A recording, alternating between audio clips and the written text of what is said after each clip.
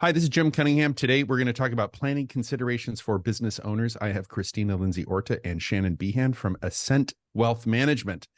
And being a business owner is not easy, right? You got to run a business. You have to deal with employees. You have to get business. You've got to figure all this stuff out. And on top of it, there are these other sort of tax planning considerations and retirement planning considerations. And Christina and Shannon, I know we're going to talk about, I think, one of the biggest mistakes that business owners make. They put all their eggs in one basket. What do? They invest everything they have in the business. And that's great for a while, but then at some point you're like, wow, maybe this isn't a good idea. So we're going to talk about all things planning considerations for business owners. We're going to talk about common deductions, income tax deductions, some available tax credits. What does that mean? A tax credit's like a coupon. You send, instead of sending money in to the government, you send a tax credit, and insights into tax advantage retirement plans tailored to the business structure and the needs of the business owner. And entities matter. What do we mean by entity structure? Are you a sole proprietor? Are you a corporation? Are you an S corporation? Are you a C corporation? Are you a partnership, an LLC? These entities do matter, and it can actually reduce your taxes. So the little teaser on this is, if you have an entity, many times you do pay less tax.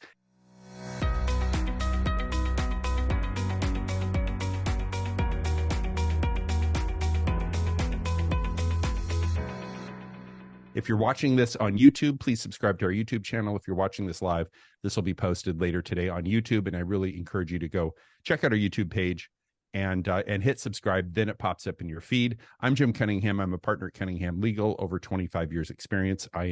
We have offices throughout California. I'm a certified specialist in estate planning, trust, and probate law, a real estate broker, securities and insurance licensed, and a pilot.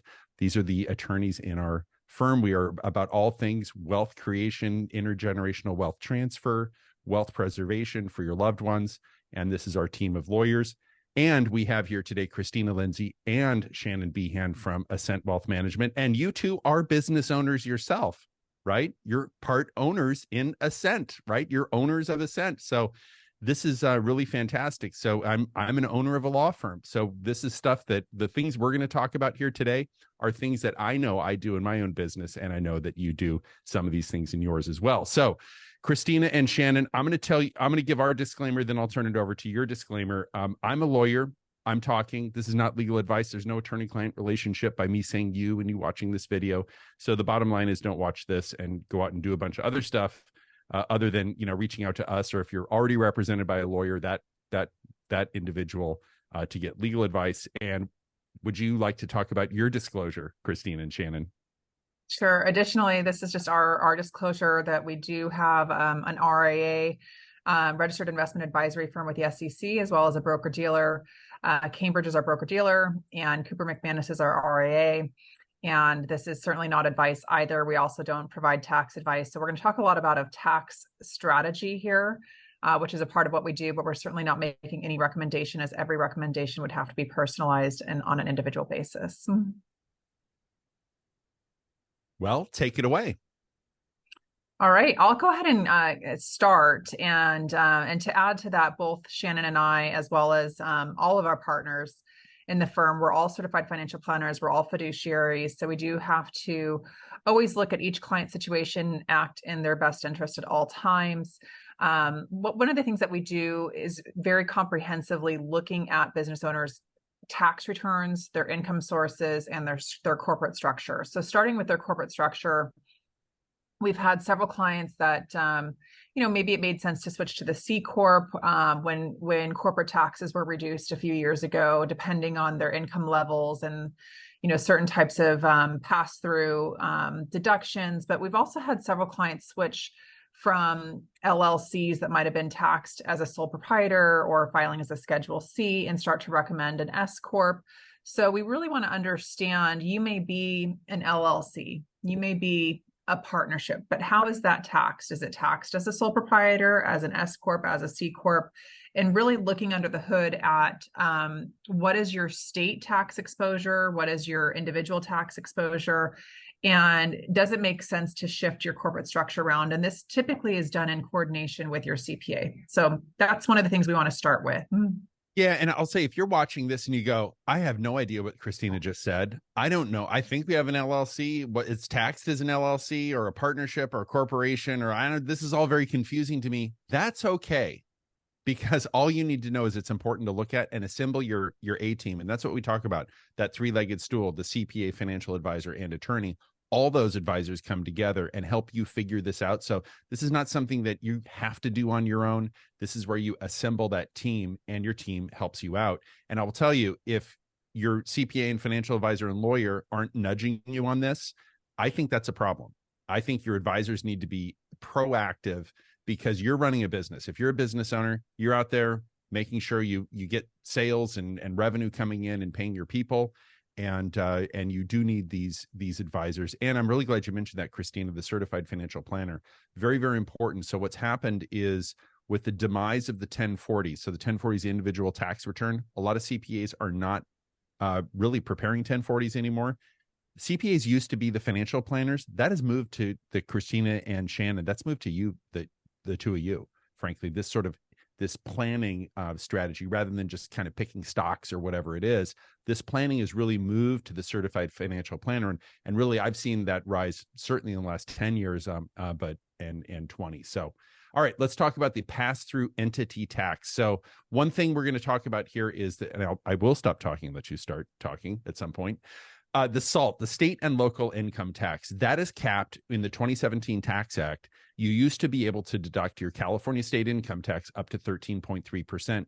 You used to be able to deduct that entirely off your federal return, which reduced the effective tax rate by 37%. So this is a tax benefit for being in a state like California that has a state income tax. Well, what happened in 2017 under the Trump Tax Act, that capped at $10,000. So if you have property taxes of $20,000, you can only deduct $10,000 of those. If you have income from a business, let's say you get $1 million a year in income from a business, you might pay $100,000 in state income tax. You're not able to deduct that, but we're going to actually show you a way where you can deduct that $100,000 tax bill and pay it at a lower rate. So with that, I will let you take it away, Shannon and Christina. Yeah, so Shannon, you talk about the pass-through entity tax, because this is a way to be able to deduct your state income tax and flow it through if you have a pass-through S corp or pass-through entity structure. So as Jim mentioned, this really, the pass-through entity tax is really in response to that 2017 limitation on state and local taxes. And what we've seen is several different states have developed sort of workarounds to allow business owners that have pass-through entities, so that's going to be, a partnership, an LLC, an S corp, a way to deduct effectively some of those taxes that would otherwise be disallowed. Now, we'll talk through an example of that and kind of walk you through how it works. But the reason that we start here kind of with this complex slide is because we really want to underline the fact that the decision to make the pass-through tax election or not is a very complex one that, outside of just the ability to deduct the state income taxes at the federal level, there's a lot of dominoes that are affected by making that election or not. And so we just kind of wanted to touch from a high level on what some of those impacts can be. Again, just to sort of underline for you that it's really important that you have that coordination, that you're working closely with your CPA and your CFP to determine, is taking advantage of something like this applicable to you? So from a business income perspective, from a high level, how this works is you're able to pay your tax on your business income from the business rather than flowing it through to your individual and then paying all of the tax at the individual level. What that allows is you're able to get a credit for the entity level tax that you've paid at the state level. And then on your federal return, you can deduct that tax that you've paid. So effectively, from a business income perspective, it reduces your business income. There's some positives and some negatives potentially from having that effect of reducing business income. First and most obvious are going to be things like the self-employment tax, that additional Medicare tax that's due. Having a lower business income tax means, less income that's applicable for those taxes. But there could be some negatives too, like that 199A deduction where you're able to deduct 20% of qualified business income. If you lower your business income, 20% of that number is smaller, right? You also limit things like your ability potentially to contribute to certain types of retirement plans that look at your total business income as the base for your maximum to contributing. From a individual tax perspective, what this does, because a SALT deduction is a Schedule A deduction, meaning that it comes after AGI, whereas taking advantage of the PTET puts that as an above the line business expense. So it actually has the effect of lowering your AGI. And that has kind of, again, domino effects as well. So while it could have positive effects to potentially keep you under thresholds to not have applicability for things like that net investment income tax, or to keep you under certain thresholds so that you're still able to make retirement contributions to a Roth IRA, for example, there could be some negative impacts that you might not think about, like potentially limiting how much income you have to offset losses in things like real estate. And then while in California, this might not be an issue for many people, if we do lower the amount of SALT deductions that you take at your personal level, that could potentially move you below the standard deduction so that you're no longer itemizing deductions. And you may lose the ability to take itemized deductions for things like charitable contributions, for example. Yeah, Shannon, you're actually pointing out something really good. This is something that you really have to pay attention to, because not only are you paying it from the entity level, you're also paying it at a flat 9.3%. So the tax rate is less. It is a very complex tax calculation, not something you should be doing on your own. You really do need to get your team together. And then if you have the ability of pushing income into different years, that's a whole nother planning strategy, or taking certain deductions and, maybe make that last payroll. Maybe you have 3 payrolls in December instead of 2 payrolls in December and 2 in January. So lots to consider here. Absolutely. When we look at kind of how states have adopted this is just giving you a picture of nationally where we stood as of May. The blue states, the dark blue states, are the states that have pass-through entity tax options available to you. There's 33 different states. Every single one of those states has different guidelines and rules. So Jim mentioned the rate at which that entity tax is paid. That's going to be one of the big variances. And that also has a big impact on if it makes sense for you to make that election or not. California and the other green states that you see there happen to be states where the entity level tax, which in California is 9.3, is lower than the highest individual tax rate that could potentially be paid on that income. And so for even in those states that are blue, where the entity tax may be equivalent to your individual tax rate, it still could make sense to elect because you are getting that additional deduction. And even in situations, depending on your income level, your marginal tax rate in states like Wisconsin and New Jersey, they're the yellow states where you're actually paying higher at the entity level than you would at the individual level, it still could make sense because of those kind of ripple effects that we talked about. So again, just really underlining, this is a complex decision to be made that really needs to be looked at from a number of different perspectives to see if it makes sense for your situation individually. We wanted to walk you through an example of what this looks like from a very simplistic numbers perspective to kind of help you understand how this election works. So on the left-hand side of the screen, we'll start with kind of from the entity perspective, what that looks like. So the top section is without the pass-through entity election. You get $1 million of income, you pass $1 million through to the business or to your individual. With the pass-through election, you've got $1 million of income. And as Jim mentioned, that entity level tax is at 9.3%. So you're going to pay $93,000 of state income taxes from your business income. That brings your net business income down to $907. When we look at how that flows through onto the individual return, At the top, without the election, you're paying that, we are assuming this particular person is in that highest bracket of 13.3 at California level. So you're paying the 133,000 that's due at the California level. Now, if you make the pass-through entity tax election, that $93,000 that you pay through the business, you get that as a credit to the taxes that you owe in California, meaning that you only owe the difference through your individual of $40,000. So you do still have to pay that additional tax that California is wanting because of your higher individual rate. So you do pay that additional 40. But the benefit comes on the backside if we look at the next slide on the federal return level. The top, without making that pass-through entity election, only $10,000 of that $133,000 in state income taxes that you have due is deductible, meaning that assuming you're at a 35% bracket at the federal level, that's a savings of about $3,500 from being able to make that deduction. Versus the bottom section with the pass-through entity election, you're able to deduct not only the pass-through entity tax that you pay at the business level, the $93,000, you're also able to deduct still the limit of $10,000 that you would have been able to deduct anyway, for a total of $103,000 that you're able to deduct from those state taxes.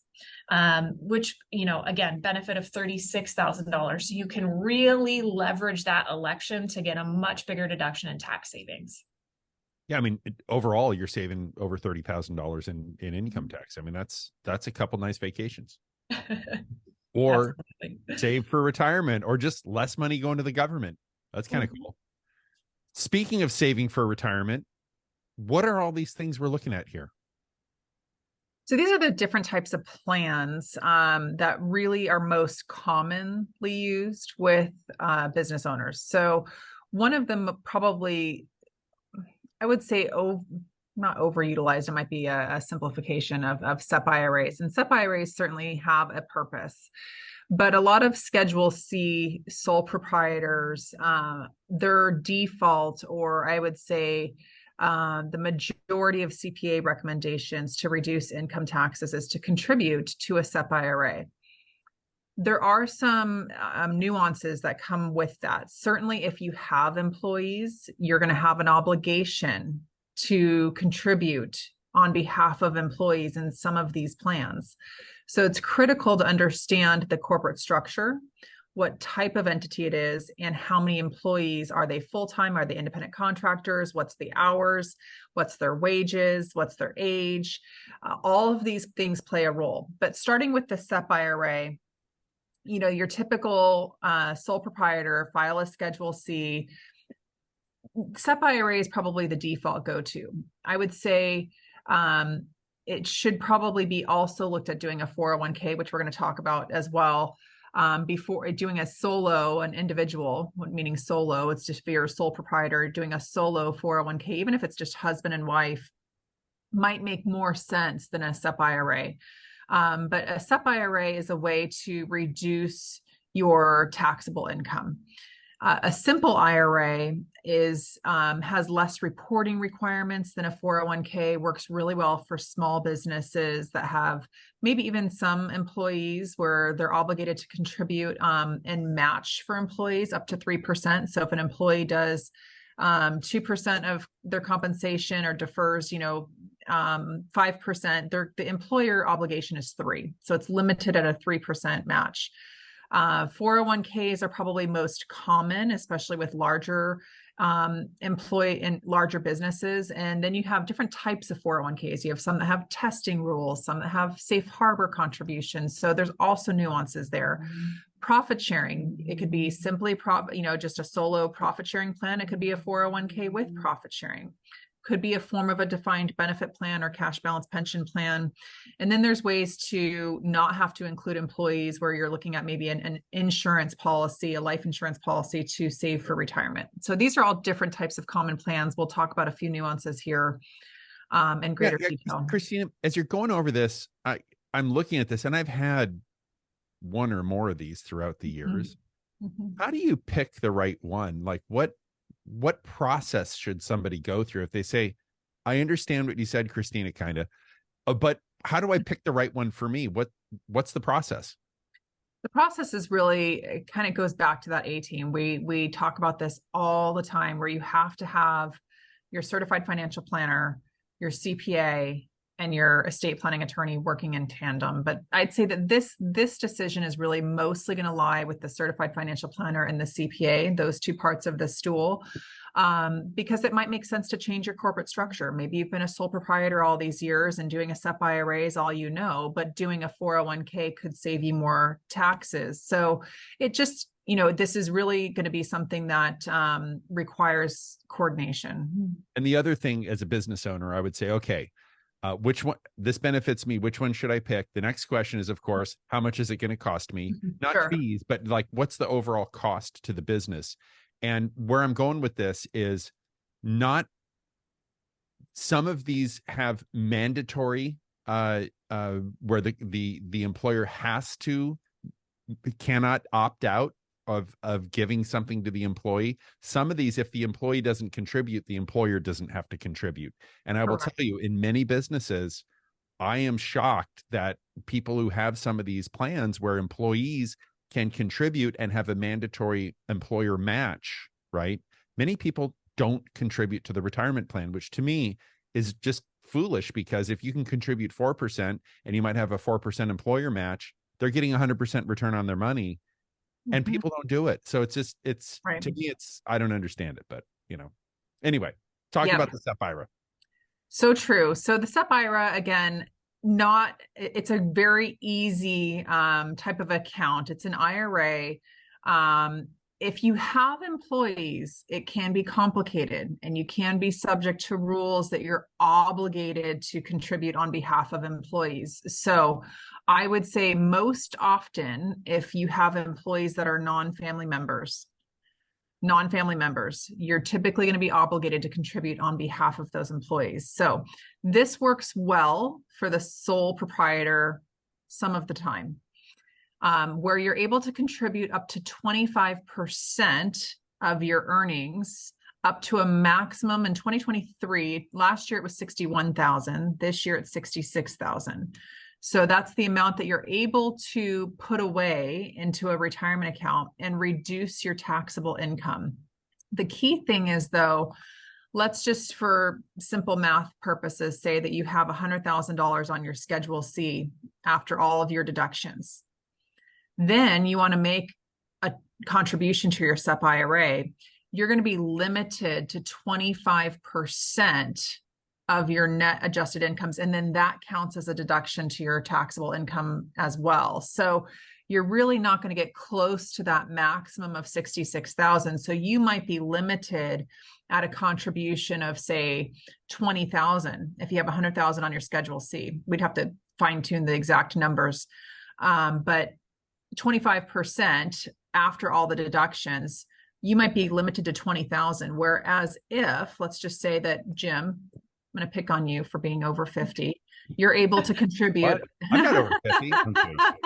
Yes, let's just say that you're able to contribute 30,000 to your 401k. Yeah. You could do a solo individual 401k and deduct and have it be a complete deferral, reducing your top line income from 100,000 to 70,000 versus being limited to only doing 25% of your self-employment income.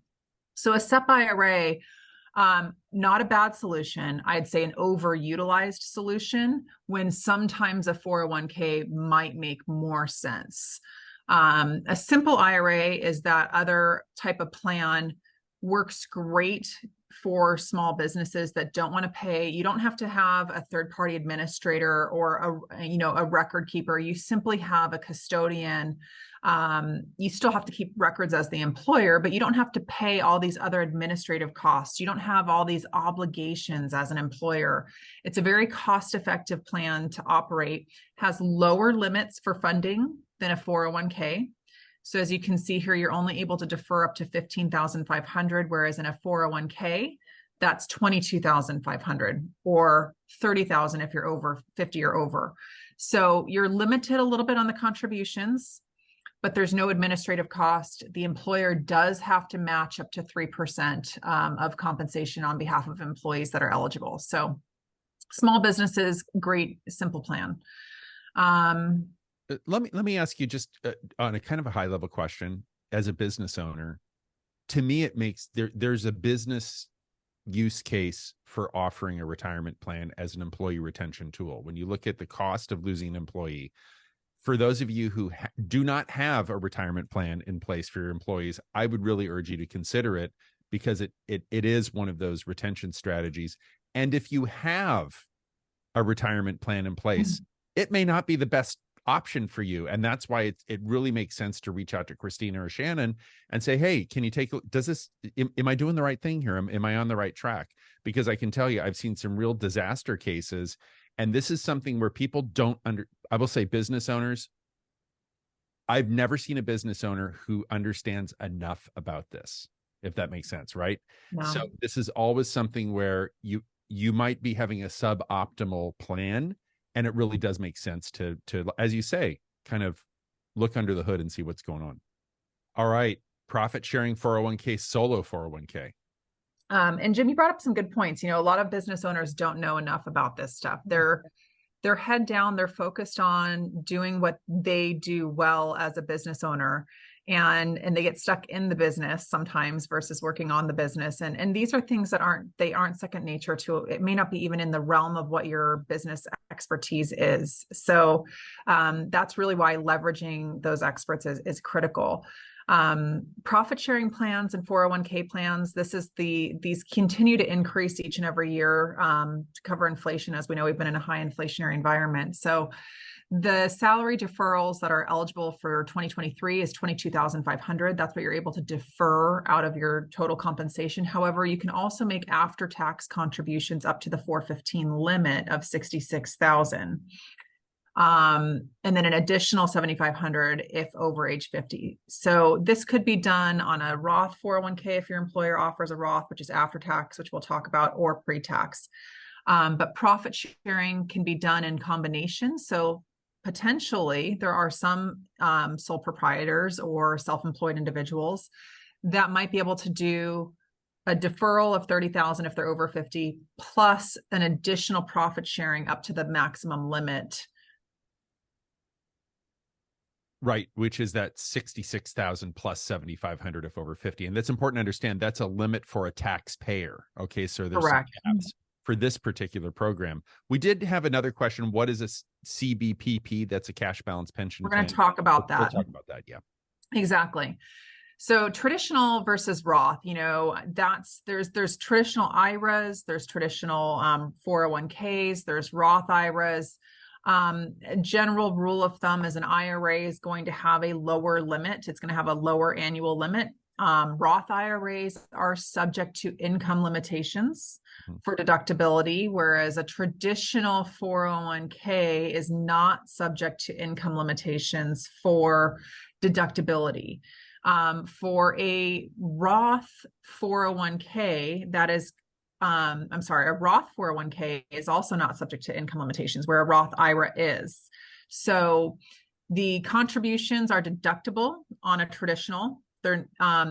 If it's a traditional IRA and you have certain income that you make and you have access to a 401k, you may or may not be able to deduct that traditional IRA. So that requires some detailed analysis. But on the 401k side, for all intents and purposes, the Roth 401k is going to be deductible. The Roth 401k is not. That's after tax money. On the traditional side, it's tax deferred. On the Roth side, those withdrawals, because you contributed after tax dollars, those are going to come out tax free. On the RMD, and RMD again is a required minimum distribution that is required after attaining age 73 for some individuals. 75, it's 1960 or later, right, Shannon? I don't remember off the top of my head. I know they keep changing it.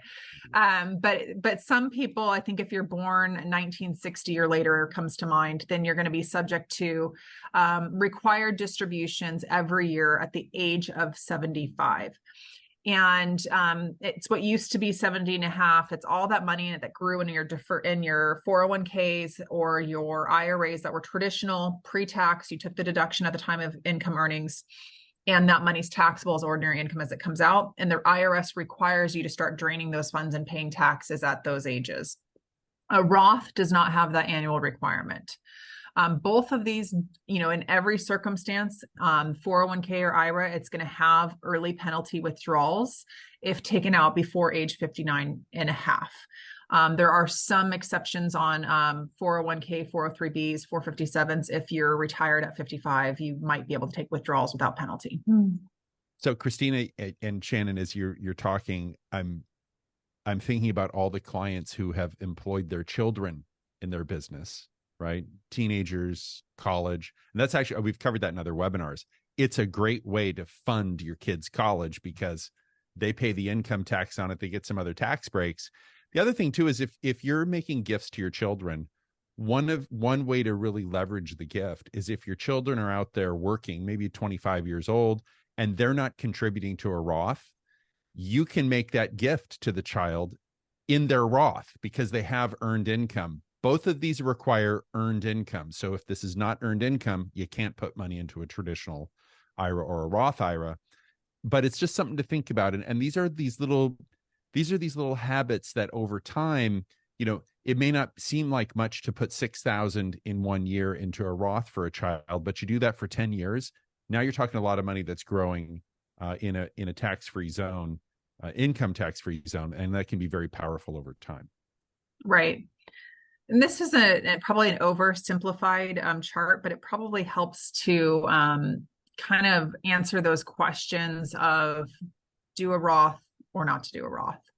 And if you're in a high tax bracket and if you're in a high tax bracket today and you know that you're going to be in a lower tax bracket later, I would say that happens less frequently with our business owner clients than normal. But unless you know for fact you're going to go from California and retire in an income tax-free state, for example, then it might make sense to do the traditional contribution, take the tax deduction now, and take it out when you're in a lower tax environment. If you're in a low tax environment today and you're going to be in a higher tax rate later, or maybe you're early in your career, you're in a lower income environment, you're going to be continuing to make more money over time, do the Roth if you can. Do the Roth when you're in a lower income tax environment and you don't need the tax break. Let that money grow so that it'll come out tax-free. So this is kind of a quick chart of, do you do a Roth or not?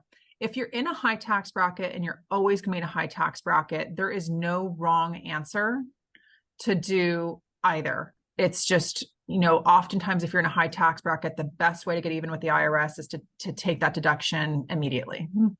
Well, also, if you're a wealthy individual, let's say you have a taxable estate. I'm reminded of the Beatles song Taxman. It says, 1 for me, 19, 1 for you, 19 for me. What does that mean? That means there was a 95% marginal tax rate when that song was written in the 1960s in the UK. We have a 95% tax bracket when it comes to IRAs because that money, when it comes out of an IRA, someone's got to pay about 50% income tax in California, and there's a 45% death tax in 2026 and later, and you don't get credit for those. So it is one tax on top of another. Literally, if you have a taxable estate, if your estate's $30 million and you've got $1 million IRA, 5% of that's going to end up going to your loved ones. So it's really important to think about a Roth if that's you, because when you pay those taxes are outside of your estate. And so that reduces the overall tax bill. So lots of planning strategies. This is absolutely not one size fits all by any stretch of the imagination. It's an individual case by case basis. I do want to mention one other thing, Christina, is I think a lot of, especially I see this with professional service people, a lawyer who earns money from a law practice over time oftentimes has a large, maybe they use a cash balance pension plan, which you're going to explain, but many people have a lot of money in IRAs or 401ks, and they have a house, and that may be it. And one of the problems is when you do a Roth conversion, you need money to pay the tax that's not coming from your IRA. And so this is why it's good to get in the habit of having some money outside, or some investments outside of your qualified money, your 401k, because you have a lot more tax planning options if you have money. If basically you're in the habit of spending less than you're earning and you accumulate savings, there's a use case for having accumulated savings to reduce your taxes overall. So let's talk about the cash balance pension plan. This is a fantastic, by the way, this is a fantastic retirement planning strategy for many, many people. Many of our clients use it. Yeah, and I'd say that this is one of those that it's a very specific type of scenario that this makes a lot of sense in, and can make some significant impact on reducing your overall taxable income. So for a lot of our clients that don't have, I'd say when this works really well is when you have it in a few different scenarios. When you have maybe husband and wife business owner, or maybe family members that are employees and not a significant amount of employees. If you have maybe 20 or less, or even if you have 50 or more, but they're not highly compensated employees. Maybe you don't have a lot of highly compensated employees, and it works really well if you have a younger workforce. So a lot of business owners, I would say, predominantly, most of the business owners tend to be 50 and older, or in their 40s and older. And so the older you are, especially as an owner, you're able to contribute more towards your retirement. So very different from a defined contribution plan. A defined contribution plan is a contribution limit, that $22,500 or $30,000 if you're 50 and older, that's set by the IRS. A defined benefit plan is an actuarial calculation. So there are some costs involved with the defined benefit plan. You have to have a third-party administrator, a record keeper, an actuary. It does require more planning coordination with your CPA and your certified financial planner. However, it might be, call it $6,000 to administer one of these types of plan that's deductible to the employer, but you're able to maybe shelter 100 to 3 or more into every year, 100 to 300,000 a year. Yeah, depending on all the circumstances of income, age. But this is a type of plan that allows owners to discriminate. And I use that word because it is in the ERISA and Department of Labor world, you can't discriminate against employees. Whatever you offer for the owners, you have to offer for the employees in a 401k element. However, in a defined benefit plan, it can discriminate in favor of the business owner. It is a business owner driven plan. And so this can be offered in combination and in conjunction with a 401k and profit sharing if you have employees. And there are some other perks to the employee side too, where employees get some additional benefits that are more than the traditional 401k, but there's even excess that goes to the employer. So this is really where you can put all the bells and whistles on, have good employee retention opportunity with your employees, greater deductibility to your taxable income as the business owner, and put more aside towards retirement rather than paying taxes for the business owners. So those are all tools. They have vesting requirements for employees. If you are doing certain contributions on behalf of employees, you have vesting requirements and retention tools for them. This is an example of a case study where you're able to do a 401k with profit sharing and cash balance contribution. And in this scenario, if you have an owner that's between age 60 and 65, they can do the 401k plus the profit sharing. That's up that 415 limit that we talked about. They might be able to do an additional $190,000 in cash balance. So their total contributions end up being $293,500 in their retirement bucket, where they've saved effectively $146,000 in taxes. Yeah, and when you say discrimination, to be clear, what you're discriminating against is who gets money, not protected classes, and it's not has nothing to do with people. This is just the money. So how much money do you have to give an employee? And when you discriminate, you can give them less money. So that's what you're talking it's about. It's a legal term in the world of in the world of retirement plans. You're not able to discriminate on certain types of retirement plans where you're disproportionately giving more to the owners and less to the employees. But on this type of a plan, it's an owner-driven plan. To your point, Jim, it does allow the owner to put more money aside towards their own benefit. I'm reminded of a personal injury attorney who was in his last few years of practice. And the nature of personal injury, if you're winding a practice down, and this happens with some businesses where you actually make the most money you've ever made in the last few years that you have you have your business or your practice. And as this practice wound down, the head count of employees went down, but the nature of personal injuries, you do a lot of work and get paid at the end. So these were big slugs of money coming in the last 5 years of practice. And those were largely able to be put into a cash balance pension plan and save the client a lot of money. So This isn't, like, as you say, this is not for everyone, but it's something that if you're looking at maximizing, sort of catching up on your retirement, minimizing your income taxes, and deferring the income tax, this can be a really powerful tool. Yeah. And this was a case study of a type of business where if we were to use, these ages of employees, you can see down at the bottom, the owners, there's two owners, really 53 and 53. But the family members that are also part of the family are classified as owners because they're considered affiliated. So the owners can basically, you can see that they've contributed zero on behalf of their children because they're able to, exclude their children from being obligated to be contributing. And then they do have to do some additional contributions. So this is still a benefit to employees where they're contributing more than what would be available to them in a traditional 401k only setting. But in this particular case, you can see that the additional employer contributions on behalf of employees was very little, where of the employee benefit, you can see the additional profit sharing that they had to do for each employee, which comes with, again, a vesting requirement, the additional cash balance contribution that they had to do, $1,200, $2,300, $4,000 was that maximum because you looked at this one client or this one employee rather that was age 60 and their compensation is $200,000. There is a $4,000 obligation for that employer to contribute to them a little bit more so. So the total employer contributions was $17,980. That's deductible to the employer, and it still allowed the employer on behalf of their own benefit to put aside an additional $300,000 towards their own plan. So this is where you're reducing the top line.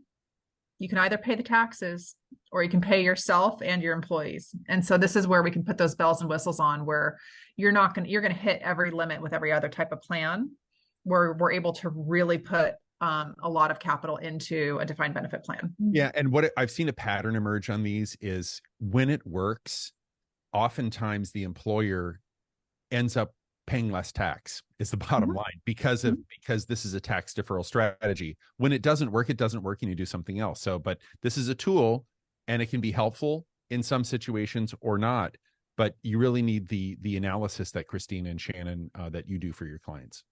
Yep. So of the contributions, again, the owners are able to put aside $300,000 towards themselves. Yes, they had to put some money towards the employees, but that also includes the 401k matching and the profit sharing and the cash balance. And it has vesting. So if employees leave, then it gets forfeited to the plan and that the owners can reallocate that towards their obligation for future funding. These are types of plans, though, that do require, about kind of a 5-year commitment. If you're going to start them, you have to continue them. And, but this has an estimated tax savings of $135,000 for this particular client. So, pretty impactful type of business owner structure if you have additional capital to put into it and you're paying a lot of taxes. One of the things that you cannot do is this type of a plan with a Paychex type provider.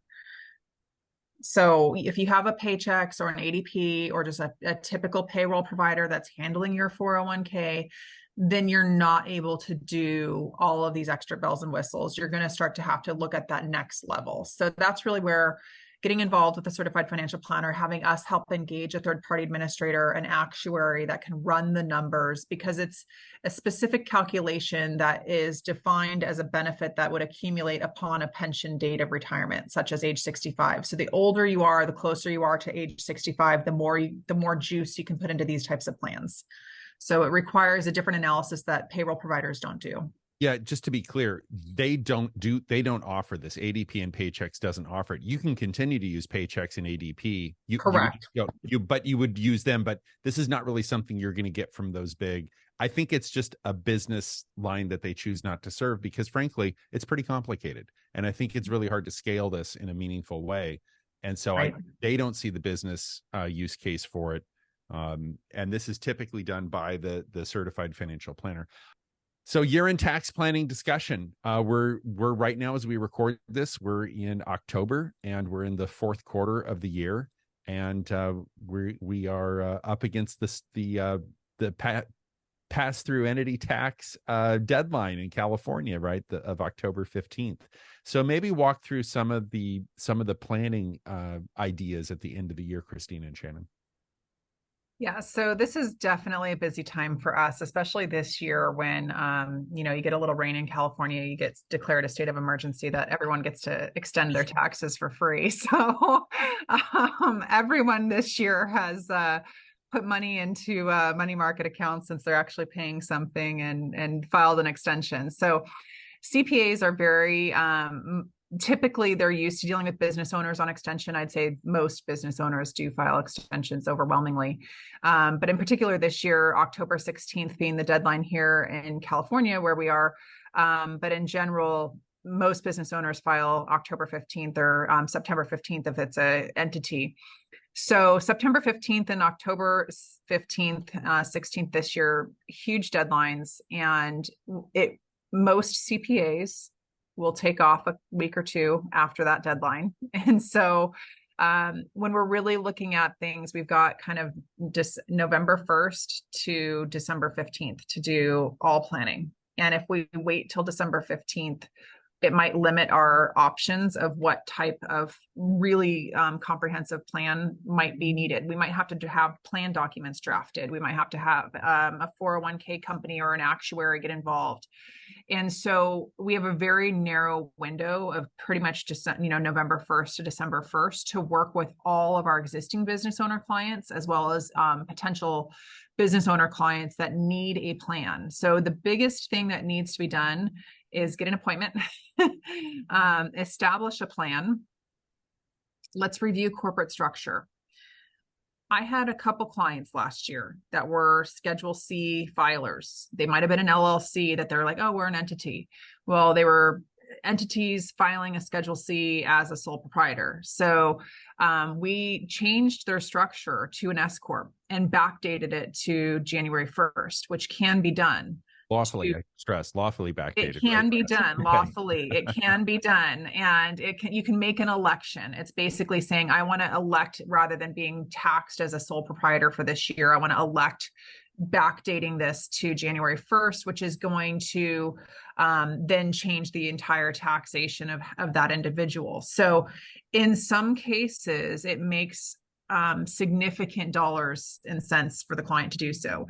And so we want to get that plan in place. We want to establish what corporate structure we're doing for the tax year.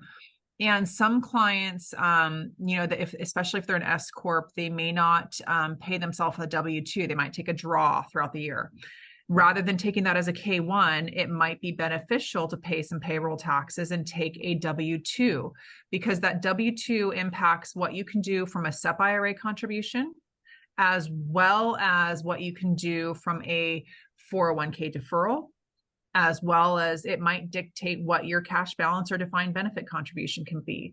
So we really have to analyze, okay, yes, you're going to pay payroll taxes and FICA taxes, but it might make sense to give yourself a larger W-2 to save more taxes.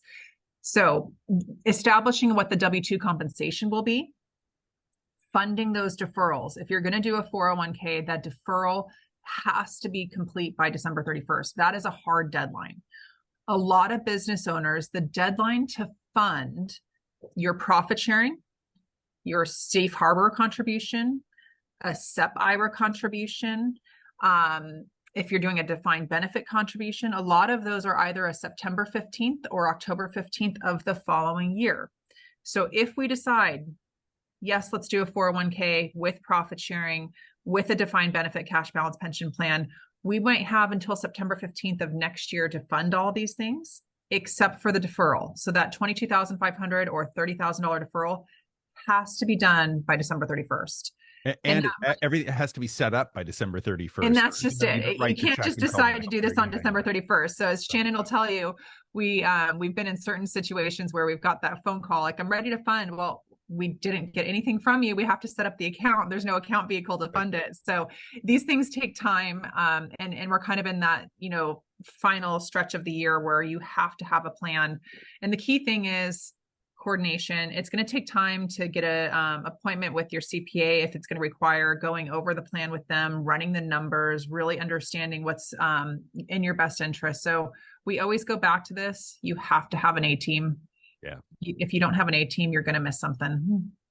Well, if you're watching this on YouTube, go ahead and click subscribe, and that will pop up in your feed, and click the little bell and you'll actually get alerted. Our offices are in Northern and Southern California, the San Francisco Bay Area capital region, which is the Sacramento and Sierra foothills, as well as Southern California.